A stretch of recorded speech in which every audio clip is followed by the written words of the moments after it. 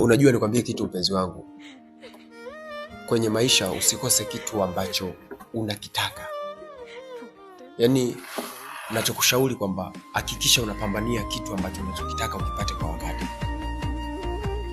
Usiogope maneno ya watu wala usiogope kusimangwa wala kusema. Kwa sababu upande wangu mimi naamini una akili sana. Na ni mambo mengi sana ambayo tayari ushanionyesha. Na ushaonesha kabisa wewe una akili design gani. Kuna vitu vingi sana ushanifanyia. Sasa leo nipo hapa kwa sababu ya kukupa hongera kwa kila kitu ulicho tayari ushanifanyia. Mimi naamini wewe ni mpambanaji.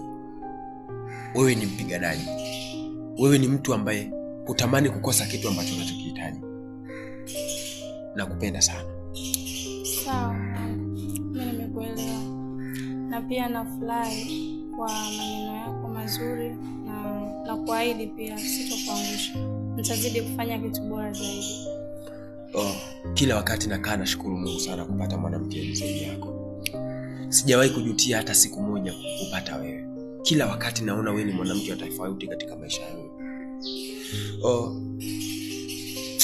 Leo nakuahidi kitu kimoja. Katika maisha yangu sitokuja kukuacha. Katika maisha yangu sitokubali chochote kibaya kikukute.